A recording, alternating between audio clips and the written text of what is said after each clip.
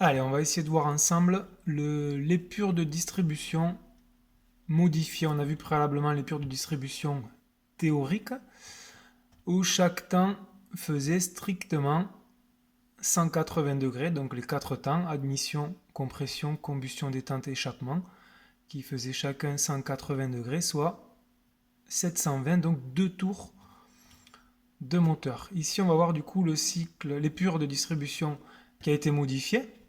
Donc là, on se retrouve au début de l'admission, c'est-à-dire au PMH.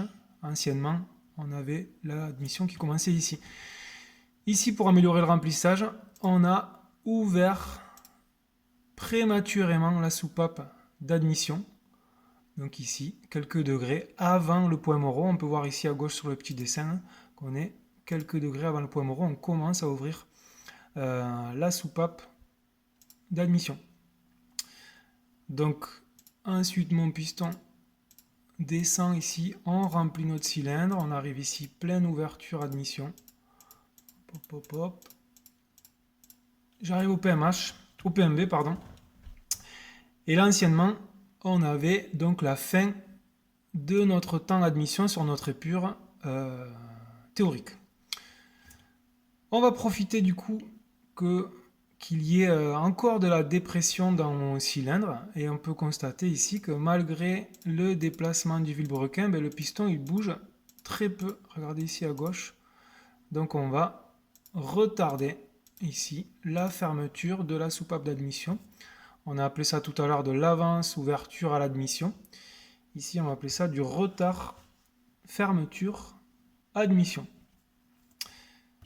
Du coup, notre temps d'admission qui durait préalablement 180 degrés, et bien ici, il va durer 180 degrés plus la valeur d'avance ouverture à l'admission, quelques degrés, 5 ou 10 degrés pour notre cas ici, auquel on va rajouter également le retard fermeture à l'admission qui là est un peu plus conséquent, on va dire à 25 ou 30 degrés. Donc cette valeur ici qu'on a rajoutée à l'admission, c'est une valeur angulaire qu'on a pris par contre sur le temps suivant qui est la compression. Donc c'est pas très grave parce que comme on venait de le voir, le piston il s'est très peu déplacé pendant ce temps-là. D'accord. Donc là on a à présent nos deux soupapes qui sont fermées, on est au retard fermeture admission pour enclencher le temps suivant qui est le temps compression. Donc on va compresser le mélange parce qu'on est sur un moteur essence. On ne comprimerait que de l'air si on était sur un diesel. Mon piston monte, on comprime. Et là, on arrive quelques degrés avant le point mort haut. Anciennement, sur le cycle théorique, on faisait l'étincelle strictement au point mort haut.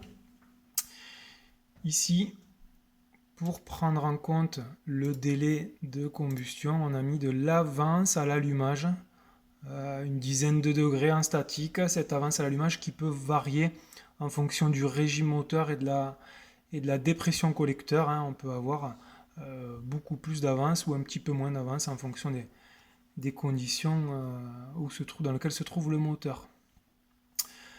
Donc on a fait notre étincelle ici et on a fini du coup le temps compression. Notre temps compression qui faisait anciennement 180 degrés sur le cycle théorique, et bien ici il va faire 180 degrés moins la valeur que l'on a donnée ici au temps d'admission, donc moins retard fermeture admission, on va dire admettons 30 degrés, et on va retirer également l'avance à l'allumage, donc une dizaine de degrés. Du coup notre temps fera moins de 180 degrés en valeur angulaire à vilebrequin. Donc on vient de faire l'étincelle, ce qui fait que l'on n'est plus en compression, on amorce ici la combustion détente, il y a écrit détente sur notre exemple, mais ça s'appelle bien la combustion détente. Petite remarque, si l'on était sur un moteur diesel, on aurait ici à la place de avance à l'allumage, avance à l'injection. C'est à ce moment-là qu'on injecte sur un moteur diesel pour amorcer également la combustion. Donc nous on est en essence, avance, allumage. On passe du coup dans le temps suivant qui est la combustion détente qui commençait anciennement sur le cycle théorique au point mort haut. là, elle va commencer quelques degrés plus tôt, hein, pour prendre en compte du coup le délai de combustion. Donc mon piston descend, hein, on récupère donc cette énergie due à la combustion qui va pousser le piston vers en bas. Et ici, on n'est pas encore au point mort bas, hein, toujours pareil, on allait avant jusqu'au point mort bas dans le cycle théorique. Là, quelques degrés avant, hein, mon piston est déjà en bas. On a fait le travail, on a poussé le piston jusqu'en bas, donc ça ne sert à rien de continuer. On va pouvoir commencer à ouvrir, on va mettre comme on l'a fait tout à l'heure pour l'admission, pour la soupape d'admission. On va commencer à ouvrir la soupape d'échappement et on va nommer avance, ouverture, échappement. Hop, mon piston du coup descend et là il va remonter, on va être en pleine ouverture échappement ici. On chasse les gaz d'échappement, hop, et on arrive ici au point mort haut. On peut voir un petit peu avant le point mort haut qu'on a notre soupape d'admission qui commence à s'ouvrir, hein. On arrive à la fin d'un cycle, mais également au début du prochain cycle, hein. On a les 4 temps qui se suivent et se répètent indéfiniment jusqu'à qu'on coupe le contact.